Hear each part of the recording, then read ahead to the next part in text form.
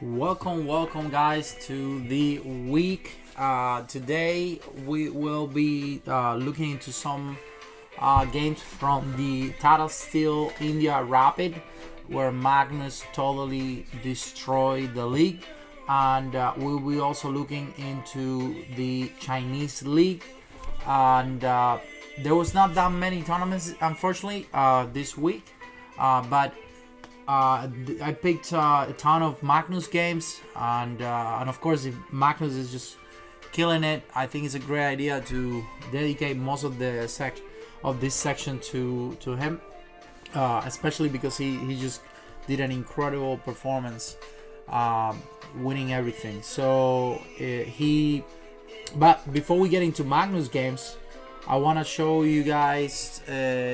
Nepomniachtchi game where he plays my favorite opening, the Scotch, and then, or at least my favorite way of responding to e5. We will be it will be a very good technical game, and in fact that will be the main subject today. Most of the games that we're gonna see are gonna end on end games. We're gonna be looking at bishop, different color, queen and knight end games, bishop versus knight end games. We will be looking at a big variety of end games where white, most of the time white. I think white won pretty much all the games, but it doesn't matter. It could have been either color. The idea is to look into some strategy and some technique on how to win a better endgame.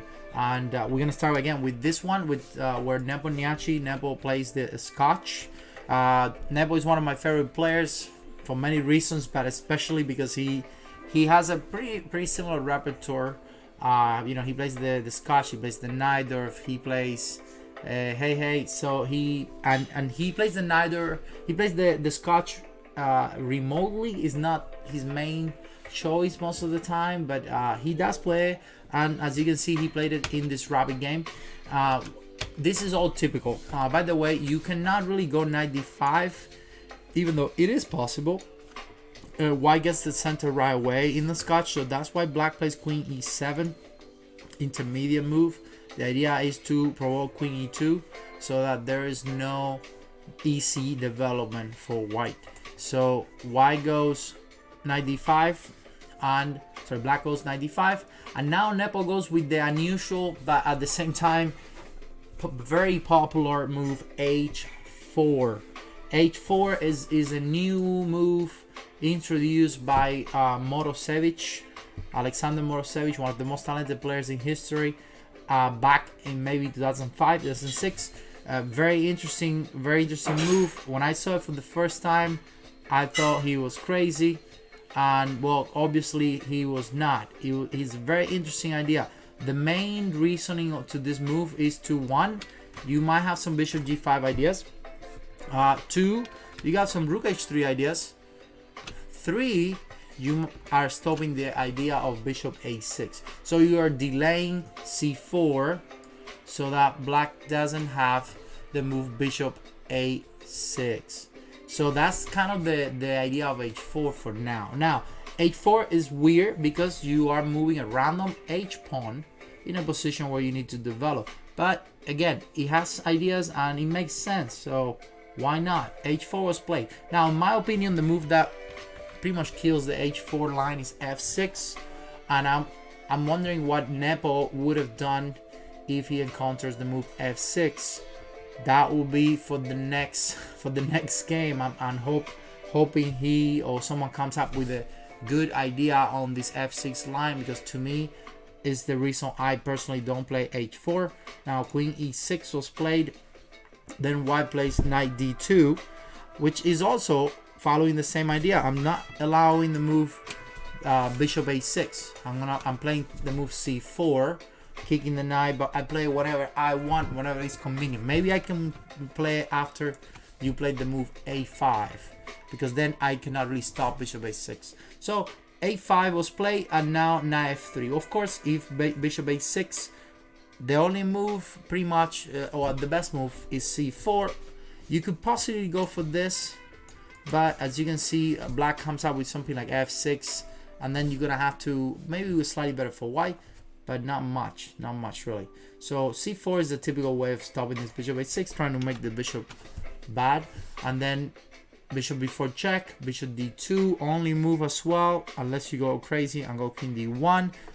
Sometimes you can see these type of moves in the Scotch, but I would not recommend it in this position. Bishop d2, bishop takes, queen takes, and now we're getting into this type of Scotch. You're gonna see endgames.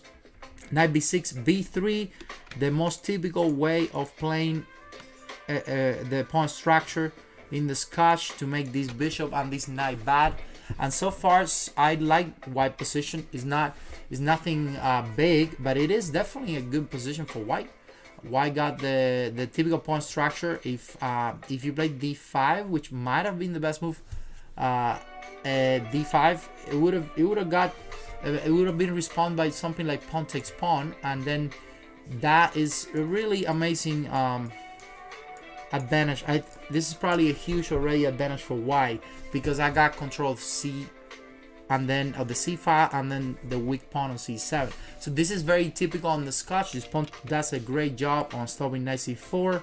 So this knight has no really good place to go, and white is slightly better for sure. So you can make a move like castle and knight d4, and you know, white is definitely better here. On top of that, black still have to castle. So a great position for white. That's why c5 was played. d5 is still not possible, and this 5 is the move that you always have to be concerned on against this, against black. Here with the Scotch, c5 castle, bishop g2, very good idea, trying to get the knight, maybe the pawn, and then bishop d3 is played, and then h6. Now bishop takes knight doesn't work. Well, this doesn't work now, not yet, because obviously white gets the queen, so that's not good. h6, queen e3, protecting the pawn. Now one thing about the Scotch that is weird is that black could play a4 and then get the pawn on b3 and then open this file, but is it enough for you to attack if you can only bring the rook into the game? Most of the time is not. So that's why it's typical for the Scotch to get to this type of positions where, okay, it looks like black is getting in, but then what are you gonna do after? These pawns are doing a great job on blocking the files, and then the only file you can really use is this one. So is it good for you, enough for you to win this position? Possibly not. Possibly not. I'm going king b2, rook a1, and knight d4, and then the pawn is on c7, is hanging. So it's not that easy for black to create initiative out of this. So queen e3, queen e7 protects the pawn. Then a4, an awesome move by Nepo, closing down the file. So now you don't have a chance of playing a4, and as long as this pawn structure exists, this knight is not going anywhere. So white is better, slightly better. Better space, better on space and better on development. That gives you some advantage for sure. So d5 was played, and now usually you want to take in the Scotch, you want to take with the e-pawn because you want to keep the pawn structure, but I guess this was not something Nepo did like, because as you can see, you get the weak pawn here, but I also get my weak pawn on e3. So c takes d5, knight takes d5, and now queen e4. Now that is a tricky move, very awesome move by Nepo, stopping the castling right away, and also you cannot move the knight, and that's why this tactic works. The bishop is hanging, so black goes castle long, which makes sense. Well, you cannot even try going like this, because I might just go h5 if even if you get to castle.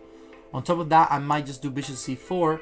That way I force you to play c6, and now you have a horrible bishop on b7. So that's not very good for you. So queen e4, castle, bishop c4, creating the, like I said, the c6 pawn, provoking that, knight c3. Well, you gotta check.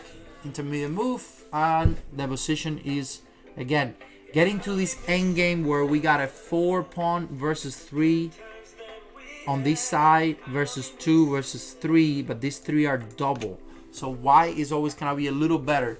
The only thing we gotta be careful here is is that you need to make sure you don't blunder something. There's a lot of tactics, and obviously your king is in the middle. So trading queens here would be great to make things more simple for white, but of course black's not gonna do it that easy. So rook e1, and then they went for this endgame. They trade another pieces. They end up going into a queen and knight endgame, and this is not gonna be the first one, the first queen and knight endgame you're gonna see today. Queen and knight endgames, as I mentioned before, if you've seen my videos, are usually better for the knight. So the combined power of the queen and the knight is better than the queen and the bishop. That is generally speaking. You cannot take it as a secure thing. It depends on the position. That's it. Okay. So if you have a queen and knight and equal pawn position, then you know you have a better shot. Now you trade the queens, things can get a little more complex. But of course, it all depends on the pawn structure and who can attack what. And that's what we're gonna see here today. So queen c3 was played, and you know the thing with this position is that, okay, I'm up a pawn technically on this side because you got double pawns, but you also have a lot of weaknesses. So if you just sit there around, I might go here, and then I'm gonna get more than just one pawn. It's gonna be a lot more than that. So black goes bishop e6, and now this also move king c1. To me is one of the best moves of the game. King c1, a move that is very difficult to do. But you know what? There's checks and activating the queen. Why would I allow that? I'm not gonna let you activate your queen with tempos. If you wanna go queen d7, then you give me these 2 pawns at least, right? So black goes king b7, kind of waiting for it. Well, there's a pawn hanging on h4. I still wanna do knight d2. Black went g3. And now white is trying to do knight d2. So knight d2 and then knight e4, and this is just an amazing position for white. So sc4, only move pretty much. If I get to play knight d2, you can pretty much resign. I mean, this is too much suffering for you. I'm gonna play here, and you're gonna have to go king a6, and I go knight c4, and you're just down a pawn. Basically down a pawn on a queen angle. You might have a chance of a draw, but it's gonna be a big suffering for black. So c4, pawn takes pawn, queen c5 was played, trying to activate the queen. Then Nebo went knight d2, so protects the pawn. But the main idea is that if you take the f2 pawn, then white gets knight b3, and now I'm getting this guy, and I'm getting possible checks on c5, but this guy is the main guy. This queen somehow protects everything. Everything is well protected. And one of the nice things about having a knight on the board is that the knight is a great defender for the king. So this queen cannot really check much. You can do a couple of checks, like, you know, queen f1 check, king here. But the problem is that I'm gonna take this pawn. So there's definitely no chance of any check situation perpetual. I would just take this pawn, come back, and what happened in the game was kind of similar. Black went king c8, knight takes pawn, queen c5, knight king b2, and then now they went for this end game. I guess he could have done queen f2, but then I go king a3, and again it's just a suffering because now I even got an extra pawn on the a file. So white is definitely better here and possibly winning. So queen, he tried to go for this angle, which I think was a big mistake. Queen takes pawn was pretty much a blunder. I don't think he calculated well this one, because the problem is that queen takes, bishop takes, and now we are on a bishop versus knight endgame, and you might think that the knight, well, the bishops are better than the knights if you're playing an equal endgame.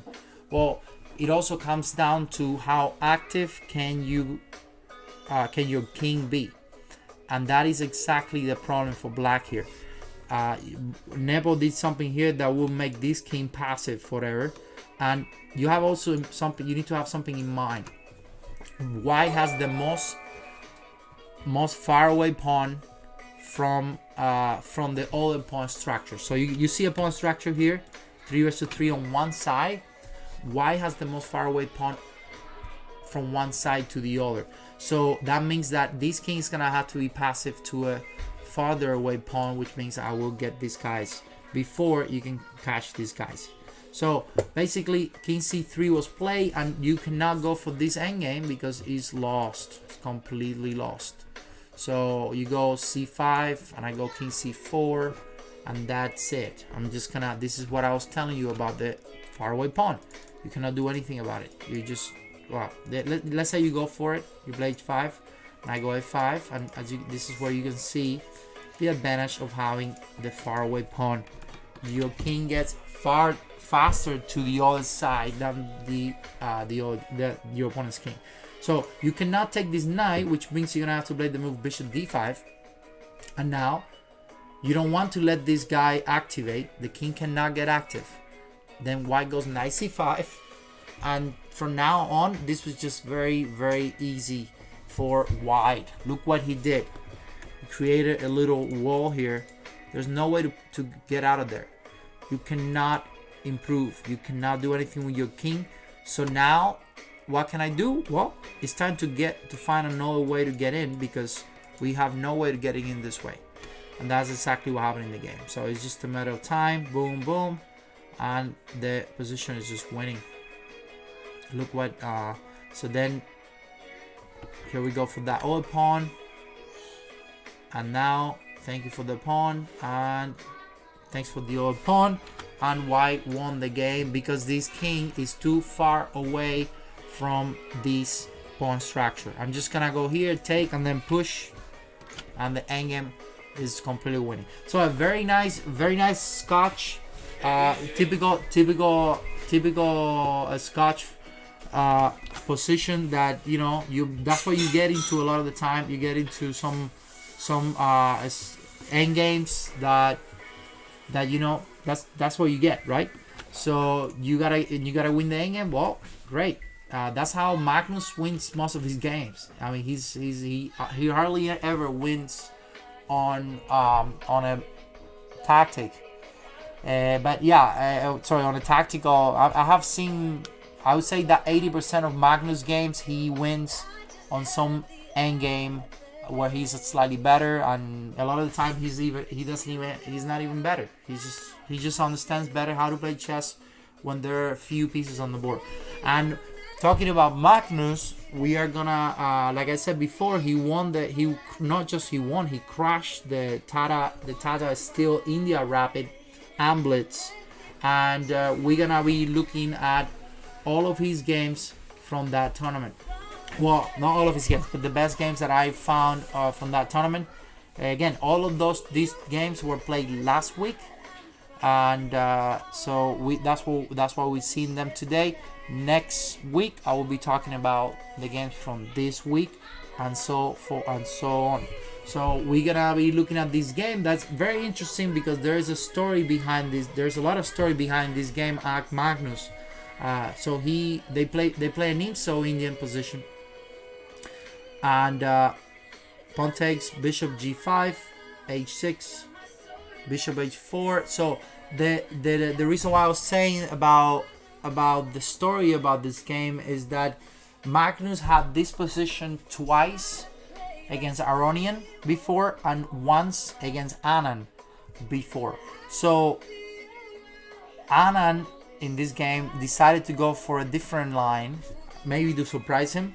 But before, Anand played knight bd7 as well as Aronian, and in another game Aronian played the move g5. You guys can go check those games out. I think I used to call this line for black the Aronian line, because Aronian, if you look at this position on the database, online you can find millions of games of Aronian playing this exact position. He has won a lot of games and draw and lost. Very, very complex line and very theoretical. So you should definitely check it out. It's a good line for black to play for a win. So, but the idea of bishop h4 is that you know, you want the position more complex. That's exactly what you're looking for. So castle was the move that Anand decided to play this time. This is the first time, like I said, Anand played this move, at least against Magnus, and now Magnus follows a game of one of his compatriots. There was a game on this line that they played back in 2018 by Hammer with Black. So I wonder if Magnus knew about this game before he went for it, or if Anna knew about this game. So Anna played bishop f5, knight d2, g5, bishop g3. So this is all kind of forced. The main thing here for white is to develop. Okay, you gotta develop. You gotta get out of the center quick, castle, so that the diagonal of this bishop doesn't affect you as much. That's kind of the idea. So white goes bishop f5, knight d2. Then knight e4 is a threat. That's why knight d2 is good. There are moves like c5 that can be annoying. In fact, c5 is a move here for sure. And if you take, then black can go like that.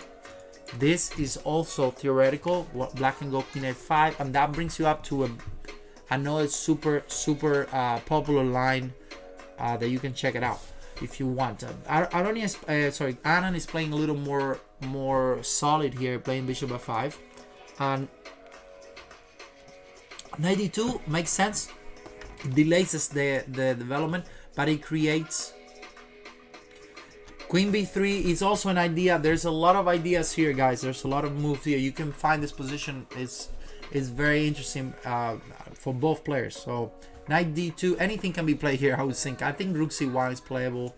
Anything that relates to development or the protection of this knight will be playable. That's all I can say for now. But so knight d2 is a great move because it stops knight e4. So now if you go g5, bishop g3, and you try to go knight e4, that doesn't do anything. I can just take it and then maybe play f3, get my bishop out, and castle. Then white is better because white has a little bit better position on safety on the king, a little more space. So black goes c5, the most typical move, trying to bring the queen to a5. Very typical. Magnus goes a3, which also makes sense. Now bishop a5 will most likely be answered by this, and then now white is just gonna castle, and white is definitely better again because of the pair of bishops and because of the king safety. So Anand goes bishop takes knight, pawn takes bishop, and c4. Now, like I said before, so far this game was played before by two GMs, Urkedal and versus Hammer. I think both of the players are from Norway as well as Magnus, which is interesting. And they play each other, and this was the exact same position that they had before back in 2018. Magnus plays h4 following the exact game that Hammer played. Actually, Urkedal played it with white against Hammer. And now Anand makes the first novelty of the game. Anand goes g4. Novelty, and not just any novelty, the best move. g4 is the best move. In the other game, black played knight b7, and black won the game, but white was better. Anand plays g4, which makes a lot of sense. Why is g4 such a good move? Because you close the position. If you play these positions with white, you're trying to open up the king side. Black is trying to close the position, in fact close everything, because as you can see, this king is not doing very well. The king on g8, right? So g4 was played, h5. This move is awesome. This move is very typical in many positions. When you make this h4, you don't want black to completely close you down with a move like h5. Also, you want to give a very nice idea to this bishop with playing bishop h4. So the game went on. You also create the h6 weakness, and then queen c1. So far so good. Black has no way of attacking the pawn on c3 right now, so white is gonna be able to castle. Okay, so this was probably the only tactical game of the day. Really, every other game was very technical by Magnus. But here we go, bishop takes h6, of course, but this is what makes Magnus such an amazing player. He can play any positions, and he's very good. He calculates better than anyone. So he takes the pawn, and now black gets some real compensation right away, attacking the pawn on c3. And what are you gonna do? Well, you can take the knight. At the same time, what is that doing to you? Well, I'm taking the rook. So why not? Take the rook, and now f3. So I don't want to go bishop e2 because knight takes c3. I'm still not castling anyway. Knight takes bishop is coming. Why would I play that? So you know what? I'm not going to castle. I'm going to leave my rook active. I'm going to play f3 so that I can castle in a weird way, but it is a castle. All I need is the coordination of my pieces. So f3 was played. Rook e8, king f2, protecting e3. Makes sense. b5. Black doesn't even try taking the pawn because well, what if you do that? I will probably go e4. This is the idea, the whole idea of this king, the f3 e4. Try to activate the queen as well. So I'm breaking in the center. It looks dangerous, but the problem is that if you do this, I got stuff like that, no? So I'm bringing my queen into the game, my knight into the game. It's not all black pieces working. So b5 was played to not allow that knight takes c4 move that I mentioned. And then e4 was played anyway. And now white has some real attack. Now this game was crazy. And I don't want to go into the details on how a lot of the tactics are happening here. They did make mistakes. Pawn takes, knight takes, pawn, boom. And now I'm doing queen g5 check and taking the knight back. But okay, black has no other choice. If you take the knight, if you don't take the knight, I'm still gonna go queen g5 check, right? You can go e3, but that's not gonna help you. My pieces are fine again. So you gotta take, check, and now, well, I take the knight. So now this is the moment where black has to find something. If you don't find something quick, you are completely lost. You're down an exchange, and your position is worse. So it's really all now everything comes down to the king. Can you checkmate the king? That's the only way. So black goes e3, which makes sense. Otherwise, I will take this pawn. Oh, I would take this pawn. That doesn't really matter. Check. King g1 hiding, and the king is fine. The rook is fine. Hey, thanks for the support, Flamestick. I'm playing h6. I'm doing also queen takes f7. It seems that white is found some real initiative here. Black plays bishop e6, and if you play h6, I go rook g8. That's the idea, no? And it's not so easy how white is gonna create some real attack. So Magnus goes boom, d5. Amazing move, d5. Opening the file for the d rook, possibly, right? The d rook.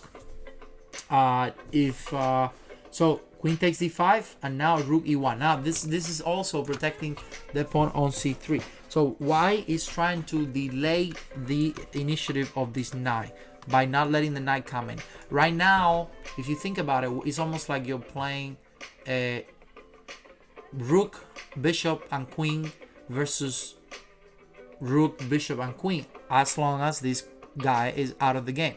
So you don't want this guy to just come in and then push e2. That's why. So queen d2, rook e2, not letting the mate, of course, or checks. Queen there, and now queen d4. So look how he's doing everything possible to not let the knight come in. If you take that guy, I would take the pawn, but you also don't have much of a choice. So you take the pawn. If you do this, you're just lost. Because now I'm gonna do. Now I get rid of the pawn that it was dangerous. If you play knight d5, I can always play maybe h6. Possibly rook e4 is fine too. Something that will take this pawn. There's no real threat, and I'm still up an exchange. So he goes pawn takes pawn, and now amazing queen takes pawn, intermediate move, trying to trade queens. And again, any of these endgames would have been playable for black, but on a long term, white should be winning because you're up an exchange. So there's no. So Anand tried to get the other pawn. G takes f3, and once again, Anna has the choice of going for this type of endgames that are not easily win, but white is winning, technically winning. So Anna wants to make it a little difficult. Well, trying to keep the queen is probably a good idea based on the king's safety, and based that, you know what, if you take the queen, you're lost anyway. Let's make the position a little more difficult for Magnus. I'm sure Magnus was not happy to see this, But at the same time, you know what? There's nothing. All black is doing is queen d3 check. So let me give you a couple of checks, and now white starts trading the queens again. It's just like trading queens, right? If the guy's attacking you, why not trade queens? And now queen e6. Well, let's trade rooks too. Rook takes rook, king takes, and then the rook is coming to g2. That won't help black neither. And this pawn is too slow. I mean, there's no rich chance for you here. I got my bishop coming as well. So the game is almost over. Black played rook c8, trying to maybe create something here, but it's not much. Queen e4 check, king h8, and now the finishing touch, queen d4 check again, opening that rook takes bishop, and that's exactly what happened in the game. Boom, last boom for Magnus, and Anand resigned. So a very nice game. Very nice game. Honestly, I don't know where Anand went wrong. I think Anand was slightly worse all the way. The position, he obviously makes some big mistake at some point, possibly not trading the queens was at the right moment was better. But I think Magnus is playing an amazing game overall, and he found the ways to defend the king. And that's what happened when you're up in exchange. I personally love taking stuff, so if you give me a piece, I will try to take it as much as I can and then defend. It's a lot easier to me. It's a lot easier to defend when you're up something than when you're not. So very nice game by Magnus. And now we're gonna go back into some of those end games that I was telling you guys that he wins a lot. Magnus is one of the best player, if not the best player in history, playing minor pieces positions. So when he does have queens on the board, or even if he does queens, but there's only a few pieces left, he is incredibly amazing. So definitely, Fischer is probably the other guy who was very good with minor pieces, but Magnus is right there with him, maybe better than him even.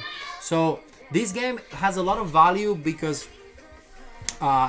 the Marshall defense, or the Marshall variation of the double king pawn, is very popular, and to me it's very annoying because black, there's so much theory on this line, and it gets really annoying to prepare for something that has been played that much.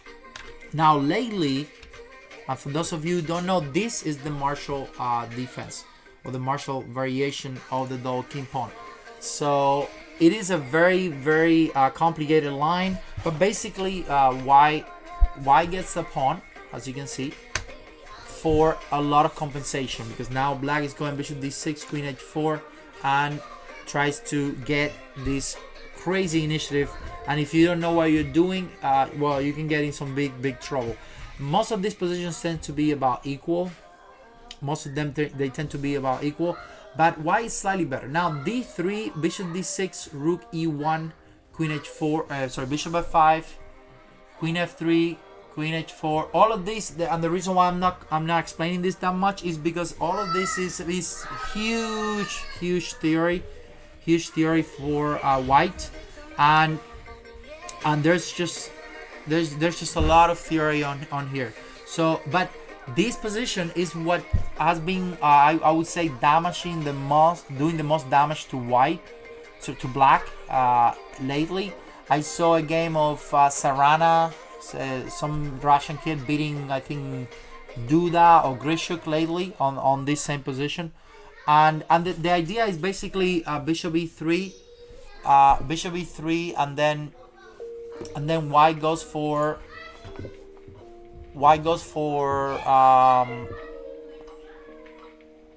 what?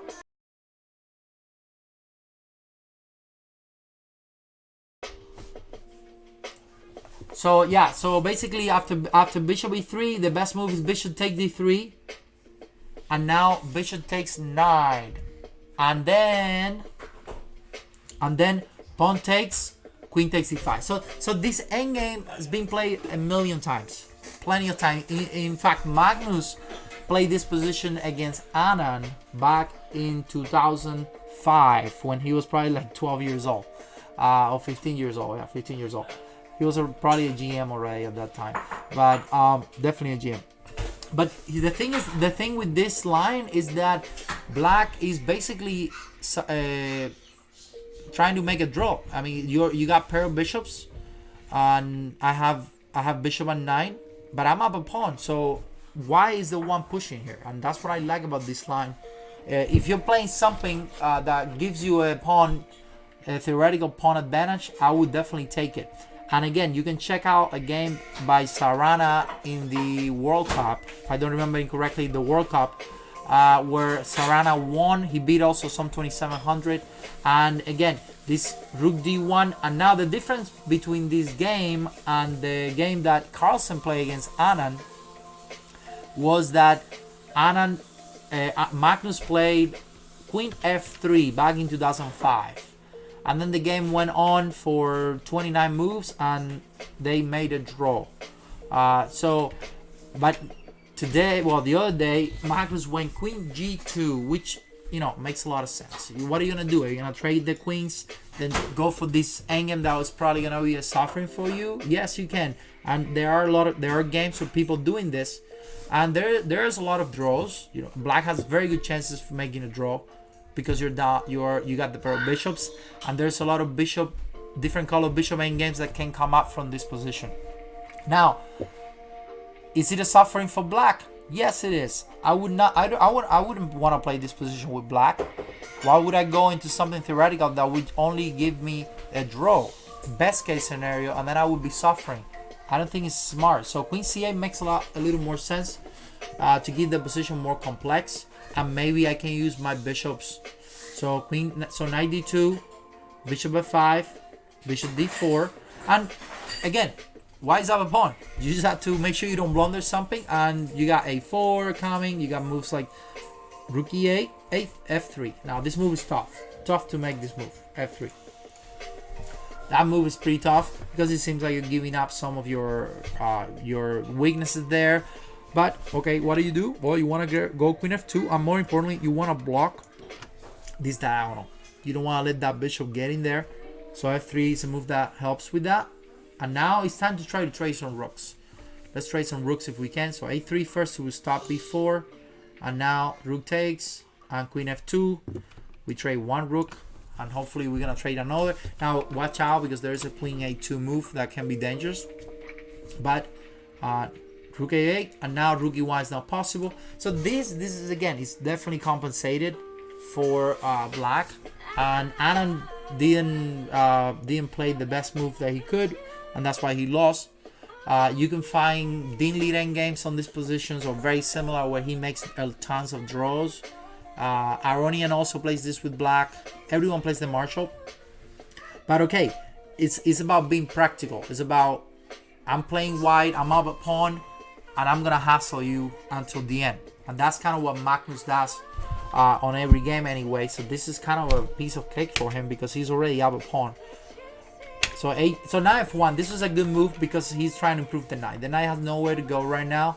Well, let's get it here and let's block that file.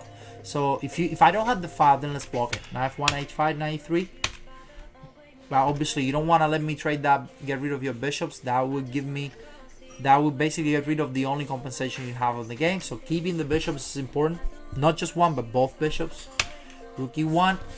Now I'm ready to go knight g2, knight f4. And that's exactly what happened. So knight g2, the bishop, the pawn. And also have in mind, these are rapid games. They make a lot of mistakes in these rapid games. Not the same as playing a long game. Maybe Anna would have made a draw. But here we go again. We got two. So right now, while he's still up a pawn, we traded both rooks. And here we go again. Well, make sure you don't get some crazy initiative. No, I'm not going to let you do that. Bishop f5. Okay, if you want to move the bishop again. But you see, I'm improving. I keep improving slowly. No. Here we go again, improving. Bishop c5. Now, this move was awesome. I think this is probably the winning move and possibly the biggest mistake of the game. The trading of the bad bishop for the good bishop. And now, not only that I'm up a pawn, but now I have the queen and knight versus queen and bishop endgame. So my advantage changed, I think, drastically after bishop c5, because you don't have queen b1 and I'm gonna trade the bishop. So that's bishop takes, queen takes, and then white has enough time, just enough time to go queen f2, protects the base pawn, and now here we go with the queen 9 versus queen bishop endgame that I was mentioning before. So bishop d5. Well, now I do need to do a couple of things. I need to improve my king. It would be nice to get the king somewhere. King g2. And Magnus is on boom time now. a5. Queen e2. I would definitely like to play the move king f2 and maybe get out. I don't mind about you playing b4. I would take, possibly. Why not? I can still get my pass pawn. You also have to be careful with queen takes b5 now, right? So black goes queen f5, king f2. And now here we go. We got to get that king again active. You just got to do it. I think I'm also going to play the move h4 at some point, because I don't want to have to deal with this. Actually, that's fine to leave it there, because the queen protects it. So bishop b6, knight c2. Here, time to improve the knight as well. So it takes time, and these are not easy to win positions. But I would rather play white here, right? Why would I want to play black here and suffer the entire game? There's just no point. Yeah, that's why I don't play the Marshall. King g1 protects the pawn. Now a move like h4 would be horrible. I think you might even get your queen trap here if you're not careful, right? So bishop c4, queen check, and knight 3. And now, what is this queen doing here? You gotta be careful. I'm also taking the bishop. I mean, it's just crazy. Like these little mistakes. Bishop c4 was a mistake, and you know, Adam totally missed this idea of knight 3. So now my knight that was doing nothing on e1 is a monster knight on e3. And now he goes for the queen trade, because what other choice he's had? I'm taking in the bishop. I have check on, and the worst thing is that where are you gonna put the queen? You cannot give me another pawn, because I'm gonna be doing the exact same ideas, and then you're down 2 pawns. So what can you do? He goes for the queen e6, and then bishop takes e6, and then white again plays this awesome endgame where he is up a pawn, but his king and knight is knight versus bishop. And remember, those endgames are not easy for the knight. You have to play very well, because the bishop can compensate easily for a pawn if you're not careful. The good news though is that the position is very close. As you can see, this king is gonna have a hard time finding a way to getting into this pawn structure or this one. Pawn takes, and the problem is that the king is too slow. You're gonna see what happened here. Magnus make the best move of the game, of course, h4. Not just the game, but the best move, h4, making sure that there's no way. I'm gonna play h4 and I'm gonna play f4 as well. I'm not gonna let you get in anywhere, because I want to give time to my king to get active. This is the next step.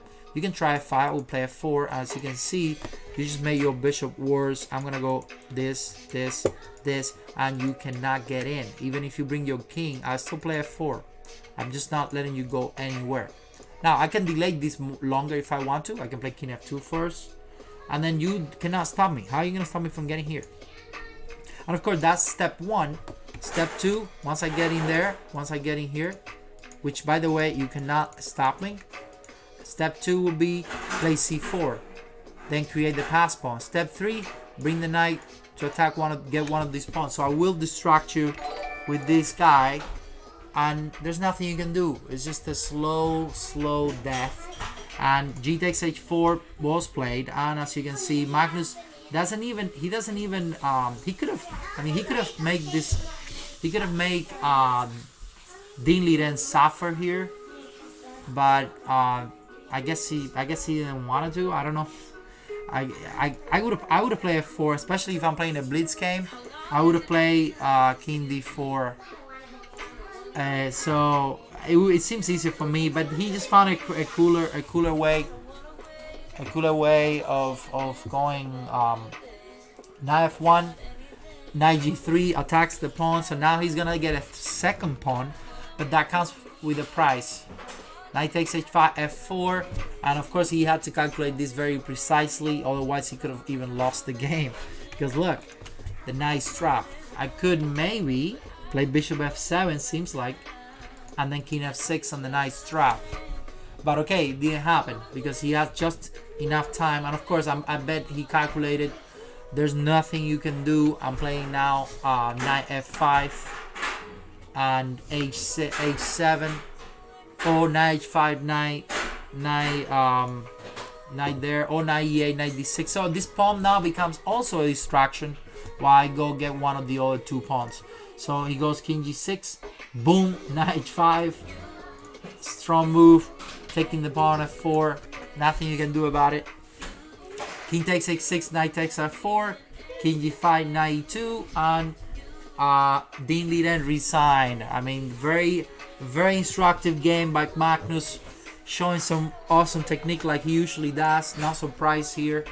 I think everyone knew once we got to this position that he was gonna win, especially on a rapid game. He's just incredible. Now Magnus also beat our favorite guy Nepo. He's just in a really good shape right now. Magnus is can get very annoying. We are gonna jump into. This is also gonna be a very interesting game because of the way he played. This was a totally crash master strategy class by Magnus. And interesting enough, he goes for this queen takes d4 line. It's not the first time Magnus plays this. He's plays this queen d4s a lot. I've seen him many times, where he simply goes queen e3. He doesn't care about theory. He just doesn't care about anything. He just goes queen e3, and he wants to play c4. Play like a Maroczy, where he's just basically getting all the space. Okay, he's wasting time with the queen, but if you get all the space that you need, wasting time with the queen doesn't really matter. What matters is that you take over the center, take over the space. So Magnus goes queen e3, and then now black tries to get fancy and play the move knight c5. That creates some issues because now I want to take the pawn on e4, and if you play knight c3, then you can forget about playing c4. So Magnus doesn't want to do that, and now he goes with this super fancy move, knight fd2. I personally never seen this position before, but that move is awesome. Really amazing move. Knight fd2 in the middle of the opening. Protects the pawn, makes sense. Still gives you the option of playing c4. And this is just fine. So he goes b5, c4, boom. Following the same idea. Pawn takes. But you could take with the bishop. That's not going to change anything. He goes knight c3 first, which is, I guess, is a matter of choice. He could have done either one. It would have been fine. Nothing can stop me from taking on c4. I guess he wanted to delay, maybe.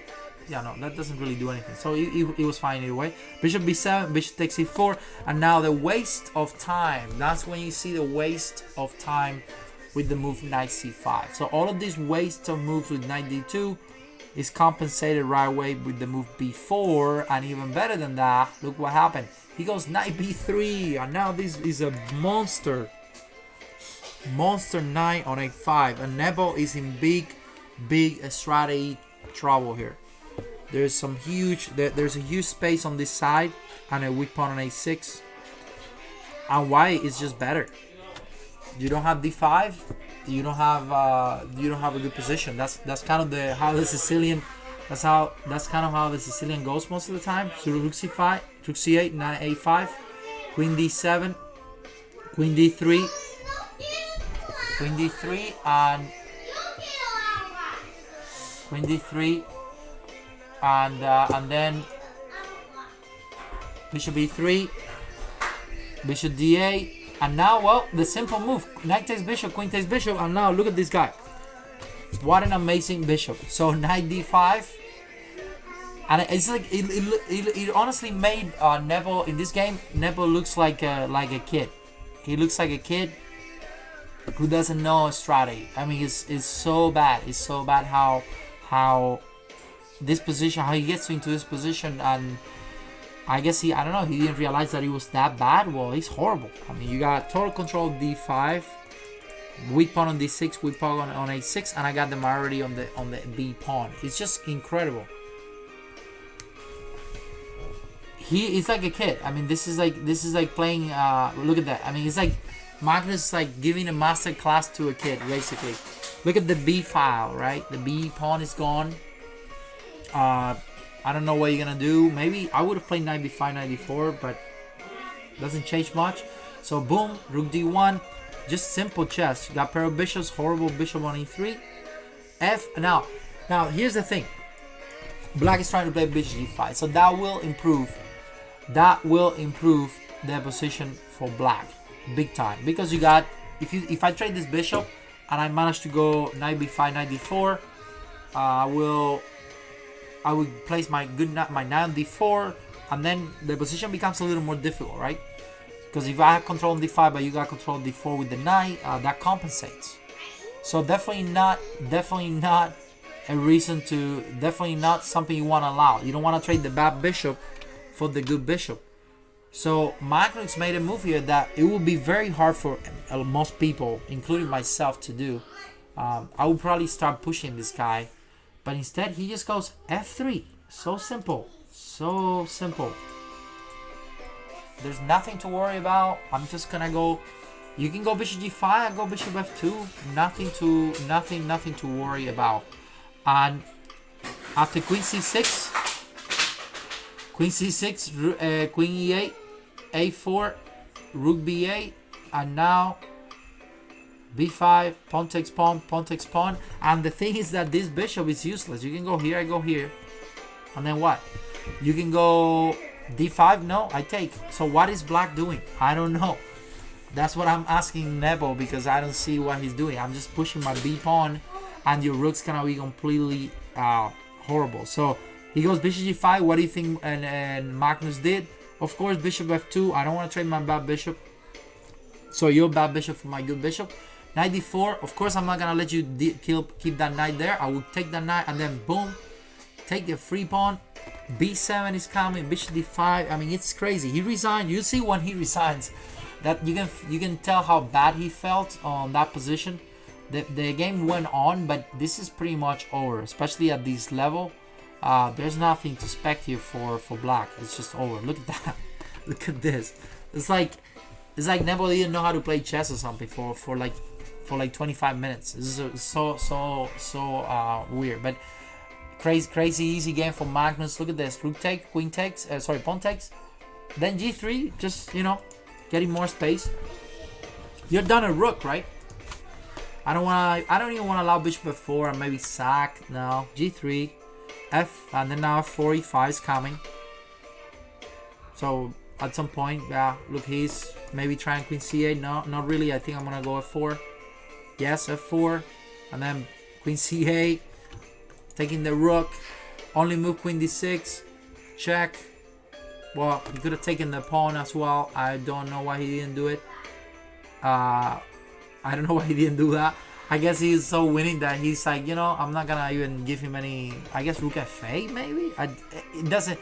He doesn't even want to give him anything. He just goes king h3, which is kind of a crazy move. Queen a6 and then e5. It's just such a bad position. And then Nebo resigns at this point, which is not really surprising, because there's nothing. There's really nothing for black to do here. I'm playing bishop e4, queen takes f7. I got queen c8 check, queen takes f7. What can you do, right? So very nice game, very interesting playing like Magnus with this queen takes d4 and just simply queen e3. I've played this myself. It's a very good line to get away from the crazy opening repertoires. A lot of people know already.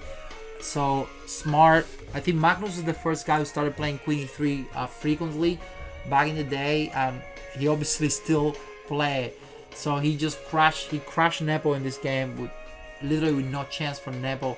Now, before we go into this one, I want to show you another game of Magnus with black. So far we have seen only Magnus white games. This is the only game with black that we're gonna see, I think, today, where Magnus beat Aronian on a very good, very interesting, and also very theoretical line that is also very popular, the Najdorf defense. The Najdorf defense, and again, another very theoretical way of playing against the Najdorf defense is to play the English attack. And the English attack, you can just answer it with this. All very typical. You know, nothing. I played the English attack with white, and I played the Najdorf with black. So this game is totally my repertoire with both colors. Really awesome. And the fact that Magnus just crashed Aronian anyway is incredible. So G4, and I don't want to go into much details about why G4 is possible here, but the main reason is that the black doesn't have to move D5.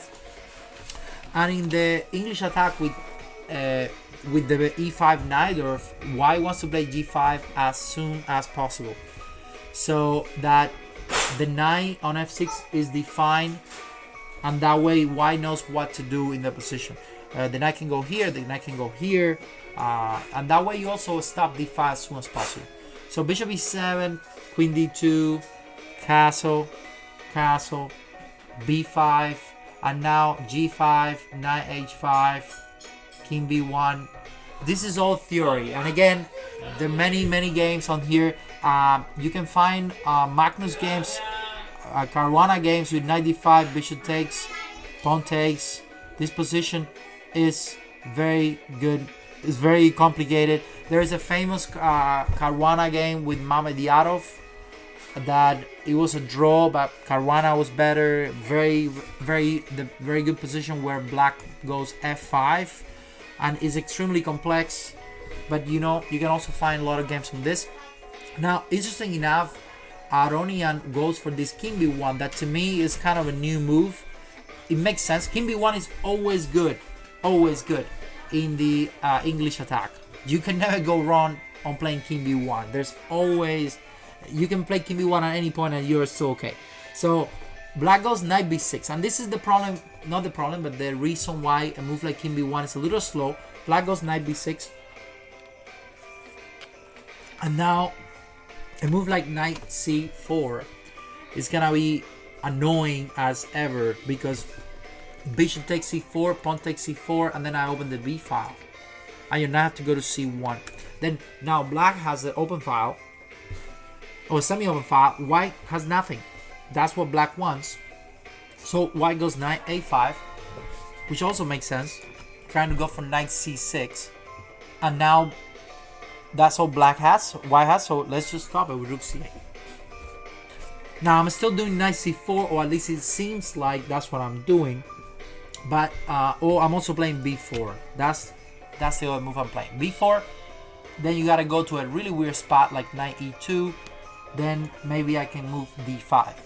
Because at the end, remember, in the Sicilian, most of the time what you want to do, if you want to equalize quickly, is to play the move D5. D5 is usually the best move. If you can do it, then you're in good shape. So that's what black's doing. That's why white goes A3. Now black made G6. Also a very typical move. Why? Because in some cases when you play a move like F5, white could go G6. Also, you want to give yourself the option of playing bishop F8, bishop G7, but mostly G6 is kind of a waiting move for black here. Black is waiting for white to decide what are you gonna do. Are you gonna play knight D5? Are you gonna play H4, which is play in the game?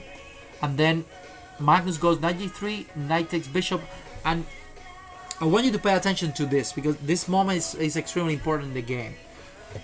Black just got rid of this knight that was blocking H5. So if I'm playing black in the Najdorf, one of my goals is to open a file on the king side or semi-open file on the queen side. When white opens a file on the king side. Okay, so if that's what you're trying to, that's what you are looking to do. But then now suddenly white almost like facilitates. So Magnus makes it easier for white to open up this file, because I'm gonna play H5 now, and you won't be able to take, because then you open the file for my rooks. So why do you do that? Well, you're gonna see why. Well, first of all, you got rid of one bishop, and now the most important move of the game. So if you go knight c4, let's say knight c4 here, I go knight takes knight, and you go pawn takes, and then I go knight d5. And I want you to pay attention to what actually, wait. So knight c4, knight takes knight, pawn takes, and then I play the move h5. And I want you to pay attention to what I'm talking about the file being open, right? This is the problem right now. This is what white is trying to do. This is what black needs to be concerned. And this position is kind of annoying because this b file, even though it looks good, in reality is not that good, because I can easily stop you from attacking by going king a2 and rook b1. So this defense here is very typical. Magnus goes, instead of going knight c4, Magnus goes knight a4. And now, why is knight a4 better than knight c4? Well, you're gonna see why. So knight takes, pawn takes, h5, queen d7. Also kind of similar. I'm trying to bring the queen to b5. I need to put the queen on the b file, and queen b6 is not possible. So let's do that. But now you know this one thing about this queen. And this is actually the reason why Magnus allows this opening of this file. He's not afraid of pawn takes pawn because he's gonna take with the f pawn, and you need to learn this technique of defense, guys, because this is one of the best way of defending in the Sicilian or any attacking position you have. You don't want to take with the h pawn, because then now your king is gonna have to run and run like crazy, because I'm gonna go queen h2, rook h1, boom, it's almost made. You gotta be very careful. So f takes, that's the job, because now I can not only protect my queen, but I can also bring the rook to the protection of that pawn. You're never gonna have more pieces than me attacking this pawn, because I have the rooks and the queens ready to go for that. So queen d7, a very cool move. Rook h1 was played, delaying this as much. Rook e8, nothing yet, or at least it seems like. And of course, now white is getting ready to do pawn takes pawn. If you keep going with something like that, I'm pretty much winning here, right? Pawn takes loses now. You gotta protect that pawn. That's why black goes bishop f8, only move possibly. And now, or the best move, to bring the bishop into the defense now, move like pawn takes, is answered by pawn takes. And black is doing really well. Now, don't make the mistake of going bishop d8, because then I go this, and I got a boom here with rook takes d6, and white is practically winning here, or very good here. So bishop f8 was played, and bishop d2. So now there is nothing, you know, pawn takes, rook takes. I take with the bishop. That's why I put the bishop there. Bishop d2 was played, and now it's time for Magnus to start planning some type of attack here. Rook c7. Now, when I ask you guys, why do you think he did knight a4 and not knight c4? The main reason is because you want the files, not just one file, but two files to be open. If you look at the pawn structure and only concentrate on the pawn structure, this position, you got two semi-open files. On this one, you only have one, and that makes a big difference in the attack. So bishop f8, and then rook c7, and now it's time for Magnus to start putting some pressure on the b file.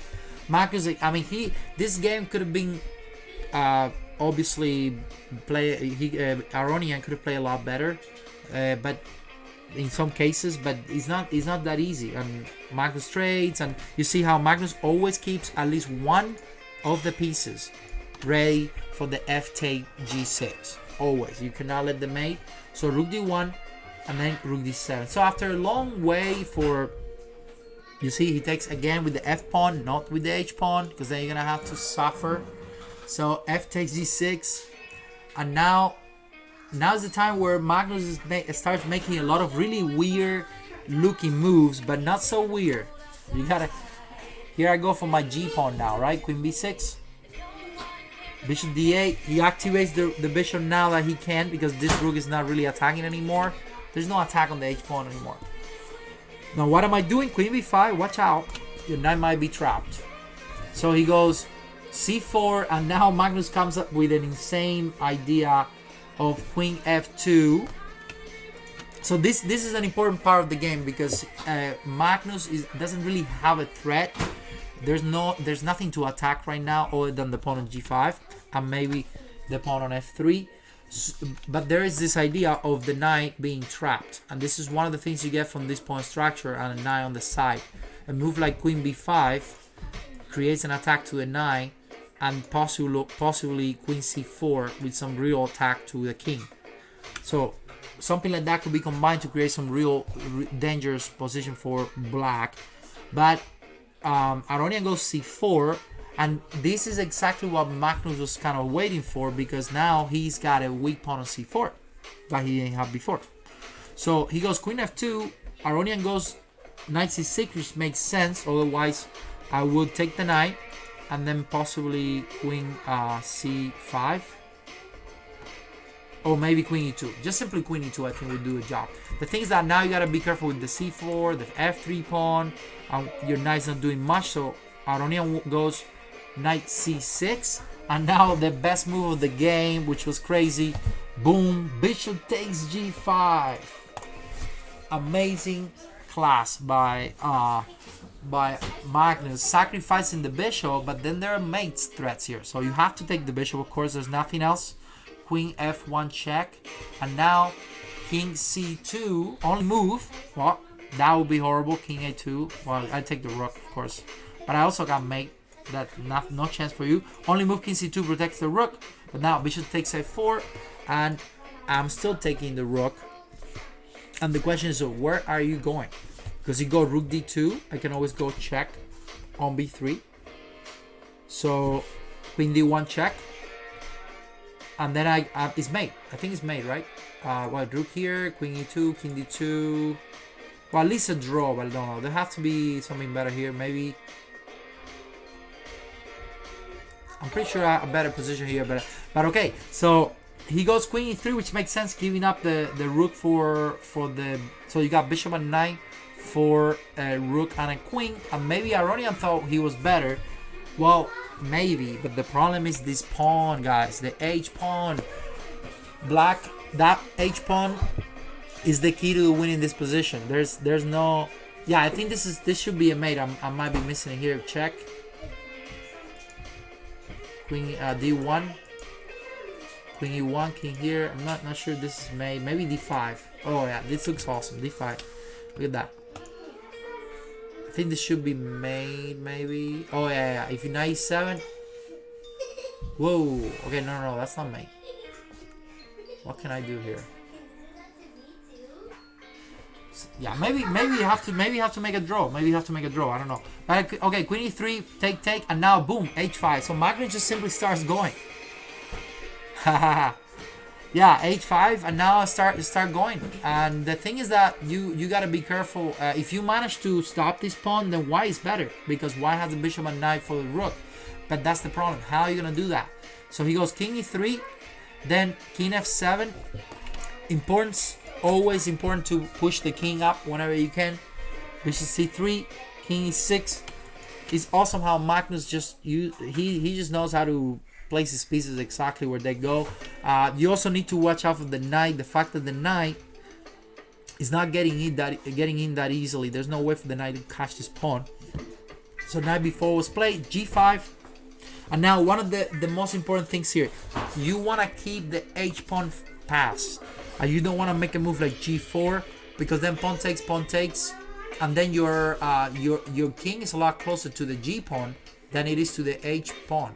So you want to make sure you don't play the move g4. It's better to leave things the way they are than playing the move g4, because you want to have the h pawn pass. Also remember the fact that knights are extremely bad protecting h pawns. So if you have to decide which pawns you're gonna pass, always, most of the time, it's gonna be the h pawn in this case, because the knight is on the board. So king f2 was played, then now rook f7, and now I'm threatening g4. And that's what I was gonna do. So what do you think? If you keep going with knight d5, I was just gonna go rook f7, and now it's almost like I'm cutting off your king, because I'm just gonna push my pawn, and whenever you go king f2, I go g4. So you're just completely lost. The h pawn is just too strong. So, and the cutoff. So he goes king f2, rook f7, and now g4. So he did exactly what we were saying, as you can see. Based on what we said, you don't want to pass the G pawn, you want to pass the H pawn, right? And he suddenly just plays G4. Isn't that weird? Pawn takes. What do you think he did? Do you think he took the pawn or he pushed? Well, of course not. He cannot take the pawn. He didn't do G4 thinking to take the pawn. No, he did G4 so he could go Rook G7, keeping the H pawn pass. But now the Rook is gonna come active as well, because I'm gonna be taking the pawn. I'm gonna be attacking the pawn on E4. So knight D5, Rook takes G4. Well, you have no choice. You have to go King F3. But now your king is back to being cut off. So what can I do now? I'm just pushing. So boom, Rook G1. I'm just gonna start pushing my king. Now what am I doing here? I'm gonna use this pawn as a distraction, just like any other endgame. To do what? To get all the pawns.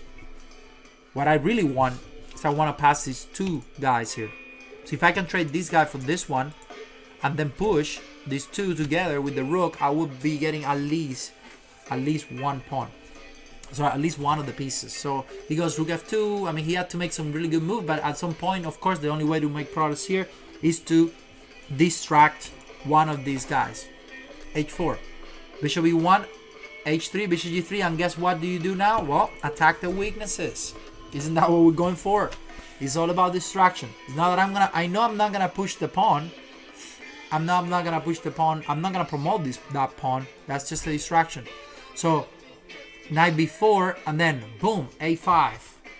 You cannot handle, this knight cannot handle the rook by itself. This bishop cannot help the knight because he's taking care of this pawn. Distraction, guys, very important. Knight D3, boom, Rook B3. So simple. King E2. You know what? The king and the knight managed to block this guy here. So what to do next? What to do next? Well, you gotta activate this guy. Isn't that what you need to do next? Your king is a piece. Why is using all the pieces as much as they can? You got the king. You got the king on E2, the knight on D3, and the bishop on G3 taking care of the pawn. We have every pawn, the rook exactly where it's supposed to be, but what is not, the one that is not doing anything now is the king. So let's just bring it up. King F6, King G5, King G4. Nothing white can do, right? White is just completely Sukswan here. White is trying to hopefully hold on to that position. But then now Magnus came out with an insane monster finish here. An insane monster finish here. Boom. Rook takes knight. When things look like drawage, no. King takes D3 only move. And the king is a freaking beast. Now, you gotta be careful though, because this have to be calculated extremely precise. Because now the thing is that white is Sukswan. White is Sukswan. White has no move. Bishop G1, you lose because I go King G2, right? And then I promote. So the only move is to move the king to D2, and now this is extremely important. You need to take this pawn. You need to take this pawn. If you go King G2, it's a draw because I go King E2. And then king takes bishop, king F2. The rook pawn is not enough. You have to make a draw. King F1, and now that's it. Actually, watch out. You might lose if you do H2, because then I stalemate you, and now you might lose this game. Nah, I think it's a draw anyway. Yeah, I just sit there. Actually, maybe this is a. Maybe this is possible. Well, yeah, you might lose this game. In fact, you're not better. It's just definitely at least equal. So king takes King G2, going for the promotion is not winning. You gotta be careful. So Magnus goes for the simple one. That not so simple is take the pawn. And the problem is that again, this guy here, all it does is distract the bishop. That bishop is taken care of, so we don't need to do anything else. Now, what else do we do? Well, you gotta take this as if you're playing a king endgame. where this king goes and annoy the b3 if you need to. If this king start going this way, I'm going this way, get those pawns, because I want 2 passed pawns if I can. So white goes king e2, d5, d4. Well, I'm gonna push my pawns, of course. And now it's time to go king c4, and like I said, king b3, king b2, or I can play d3. I mean, this is over. I'm going king. You have no move here. You gotta go. Well, try that. I still go king b3 because again, the distraction of this pawn is the key to the game. So king d2, and this is just over. Pawn d3. Again, sooks one for white, because white can only stay on this diagonal. You cannot go this way. Also, what are you gonna do with the king? Are you gonna go this way? No, you cannot. You gotta go here and then boom. Just keep pushing. Sooks one again. And now I go back. So now I'm just gonna go back. I changed my mind actually. I'm gonna go the way here and then push the pawn h2. So black won very easily.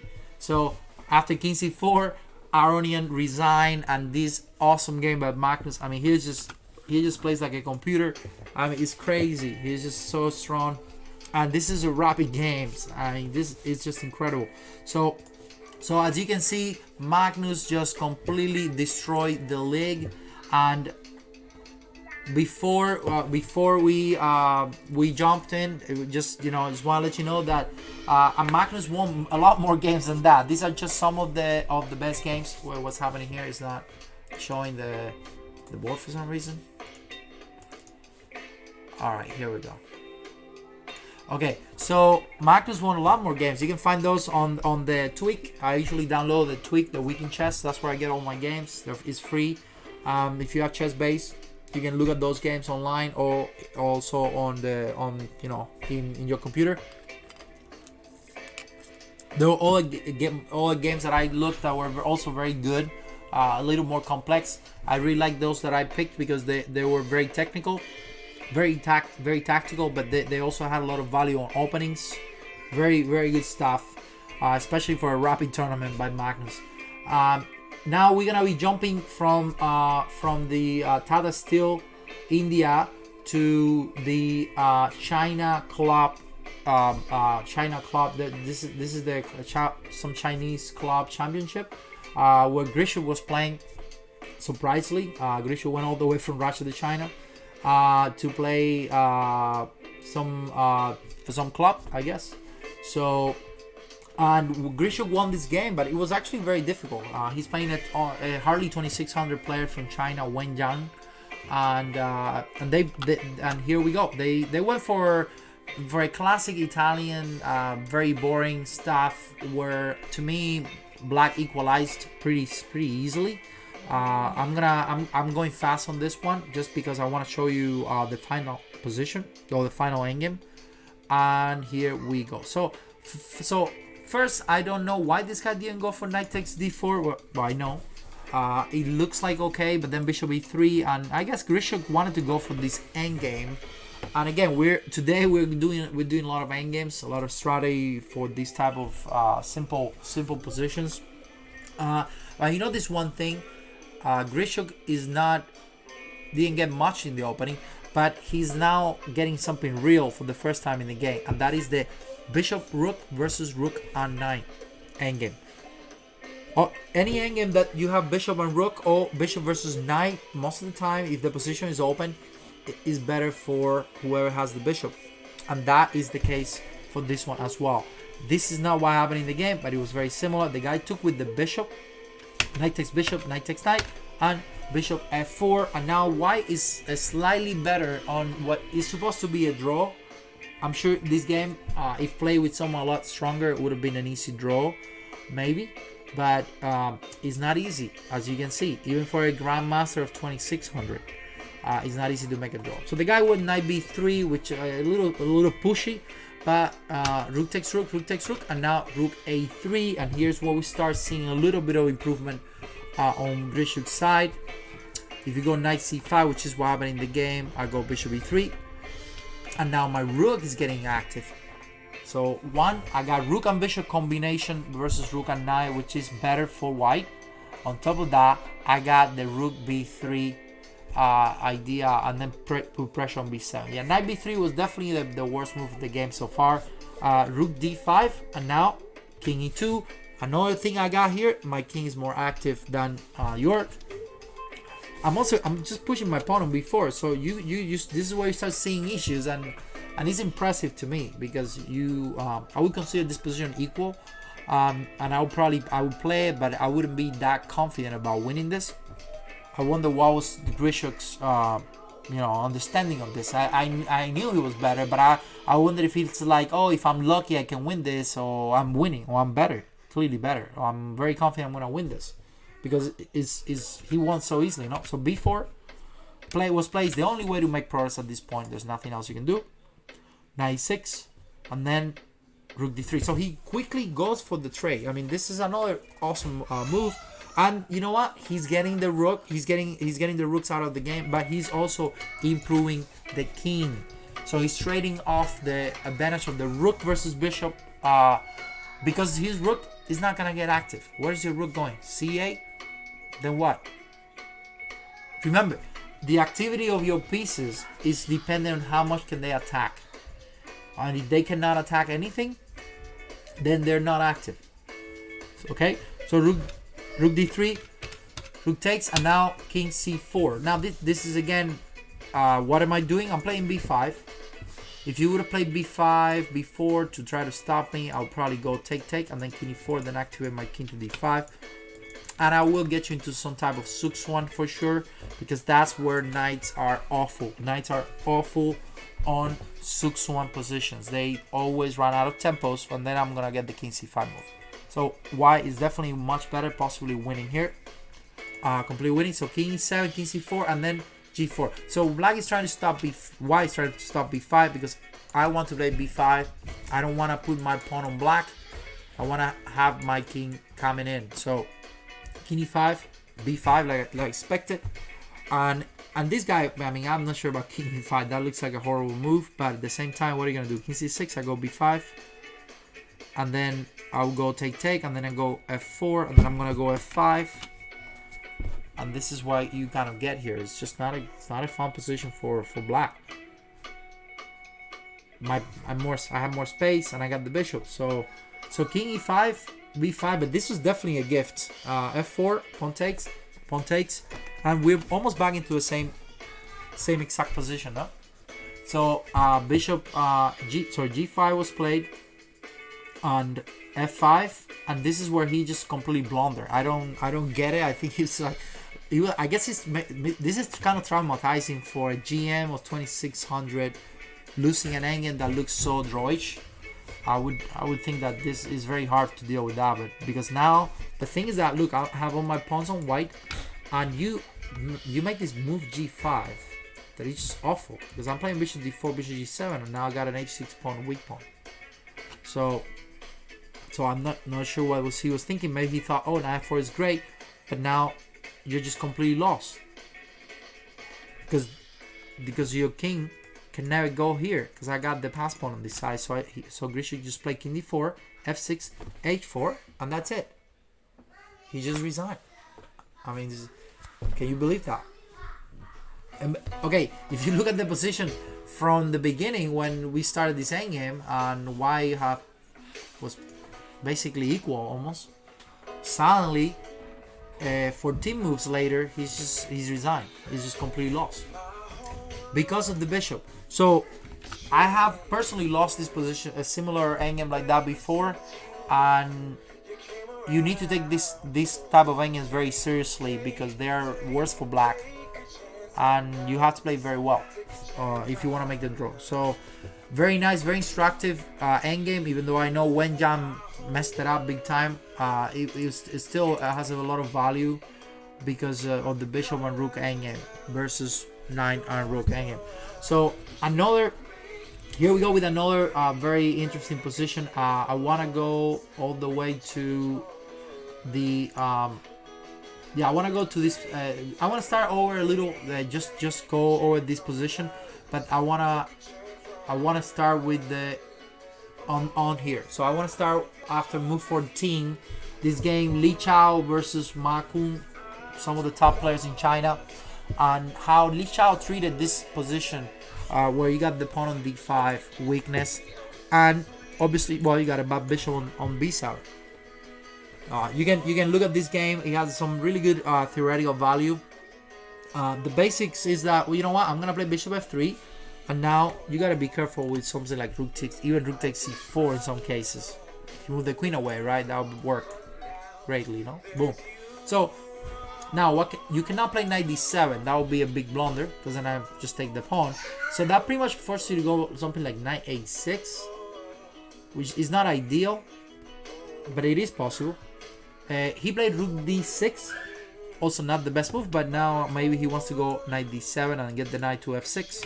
Well, white quickly goes queen a4, and that move is very interesting because he's using the position of the rook to make a move like queen a3 and annoy that pin, annoy that queen on e7. So he plays bishop c6 and then queen goes to a3, and here's where black starts making his position very weird. Very weird. So he goes king f8, protects the queen. And now rook fe1. This little move here, such an incredible move. Trying to open up the position with a possible e4 idea. If you go anything that is not, for example, he plays f5, but if he doesn't go f5, I can play e4 and d5, and then your position is completely lost. If it's white to move here, I can play e4, pawn takes, d5. Bishop takes, knight takes, rook takes, and then the bishop takes on e4. Then the rook is hanging. So very amazing move, rook fe1. Black goes f5, but look, you give me e5. So now, boom, b3, taking the pawn. Very simple. You don't want to do this. That would be horrible, right? Too much pressure on d5. You also open the c file. Black keeps the position close. Pawn takes, and now one of the coolest tactics here. If you take with the d pawn, I have this awesome move, d5, bishop b7, and the best move, bam, knight g6, with a super boom move. That did not happen in the game, but it could have happened. If rook takes d6, then boom, simple, and then d6 check. Only move rook takes, and now the bishop hanging, completely winning because I'm getting a free entire rook. Awesome tactic. That could have happened in the game, but didn't. He didn't take with the d pawn. He took with the b pawn. But that gives you an idea of how strong that bishop can get because of development. So b takes e5, then queen a5, putting pressure on d5. I mean, it's such a technical game and also tactical. Queen d7, then rook b1. Again, I mean, just improving the pieces. It's just awesome to see how the knight is bad. This guy goes king f7. Rook b2, files, g5, looking like, you know, you gotta do something, otherwise you won't be able to get the knight out. So knight h5, simple. Now that's the only square for the knight, but also I want to bring it here, and the most interesting move that happened in the game was g4. So he goes queen a3 again, kind of slowing down. Boom, knight g3, rook f6. He plays, so they make some, I guess they were probably trying to make it to the 40th move or whatever, but then he goes g4. Okay, I don't have enough advantage here. Maybe let's create some attack to this king, right? You're weak. Let's do g4. Maybe if you take, for example, if you take, I go bishop takes and then f4, right? Then bring my attack, change my plans. I'm going now towards f to the king. So also f4, trying to keep the position close would not work because e4. It's another bomb, and there's so many tactics here. Pawn takes, then boom, boom, and queen f5 comes in, and now the position is completely over, crashing. So knight d7 was played, knight g3, and then they end up going for this e4, knight takes, where at the end of the day, I'm not gonna go into the entire game because it was kind of long, but he gets the pawn, and a couple of moves later, like five moves later, he gets the other pawn, and he is technically winning. So he ends up winning another very interesting bishop and rook endgame. I'm gonna go all the way to that endgame, where again, look at the bishop and the passed pawn, bishop and rook versus rook and knight, right? So this guy made it a little harder, but you know the bishop is just too good. Now you gotta find some tactics, of course. Nothing comes easy, but if you do the right moves, you see how the rook and bishop is just too strong. There's just too much going on. The pass pawn again. Nice, rook b7. Now we just gotta find a way to get the bishop to f3 or to that diagonal, and that's what he did. And that's it. He won the game. So very nice technical and tactical game. He has everything. Very great game by Li Chao, one of the best Chinese players of all times. And the last game to finish the master class, Yu Yanyi versus Bai. Another very weird, but this one I'm not gonna go over the entire game because it was kind of boring.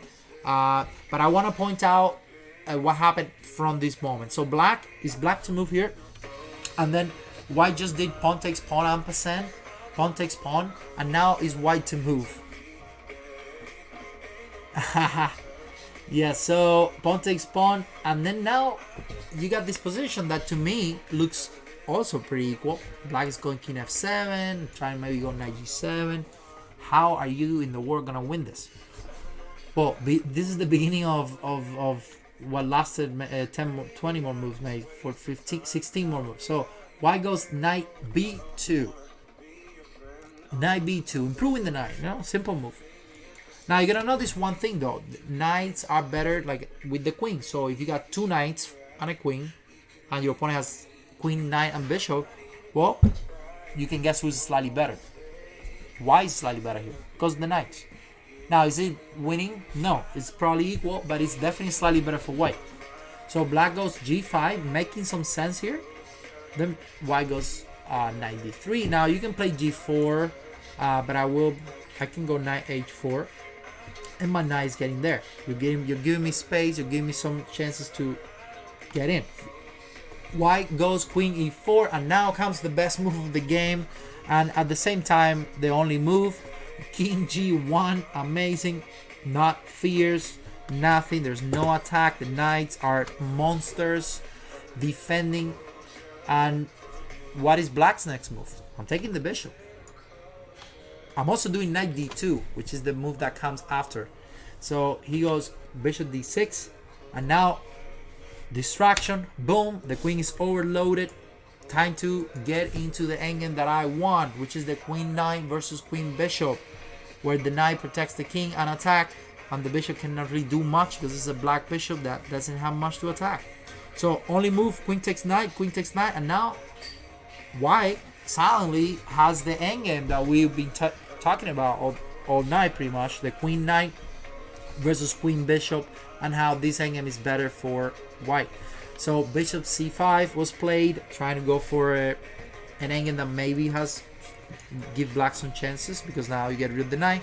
Of course I'm not gonna get rid of the knight unless I can secure at least a pawn. So white goes queen e6, simple, attacks the f6 pawn. You gotta go queen d4, and now let's fix those pawns here. Let's also make sure I don't drop the pawn on a2. Now that queen protects, and this knight protects this guy. All my base pawns are protected and with no risk. So queen b2, king g2. Black is trying to hold on, but now to finish out the position, white started the march of the king. This was the best part of this game. Once again, we see how, like what we saw on Magnus' game, where the king was the last piece that you needed to get into the position. Well, this is exactly the same. Black is somehow finding a way to make it very hard for white to get in. You do need the queen though. If everything is protected, well, boom, let's go. King f3. What's the idea? I'm gonna put my king on g4, my pawn on f3 if I need to, make a little blockade there, and also trying to go king h5, king f5. I'm just trying to get rid of the tracks. So this guy goes bishop c5, then king g4, dropping the pawn on f2. But who cares about that pawn if I have a monster king on h5? And now queen e7, king g6 is made in a few, right? You can give me a check on e2, but I go g4. And I'm doing the exact same thing. I'm also doing queen takes f6. So suddenly the position transformed from being equal to being completely winning. Now white is completely winning. I have an extra king attacking. So bishop c5, queen takes, king g8, check, check. Now watch out, there's the score attacks mates, right? King f5, bam, knight takes c5 to finish the game. And then Jinshi Bei Obai resign, and Zhu Yanji won the game. Another amazing class by Zhu Yanji. And again, today we saw a lot of games from Magnus. We also looked into the Chinese league. We looked into Nepomniachtchi game and Magnus games from the Tata Steel. And I guess the main topic today was a lot of endgames, and endgames are not typical. Endgames are not basics. Are definitely some very complicated. Queen knight versus queen bishop, or better bishop than the better knight. Rook bishop versus rook and knight. How the bishops can be better combined with the rook, but how can the queen be better combined with the knight? And how to win a position where you're slightly better or when you're up a pawn. So a lot of strategy, and hopefully you guys learn something today. And you can always check this video on YouTube. So make sure, if you're not a subscriber on YouTube, make sure you subscribe. I'm not only uploading these videos that I'm making today, but all the videos that I've done for the previous week of the week, and as well of the best game of the day. That's another segment that I have where I upload a game every day or pretty often of my best game, or the pick of the best game of the day.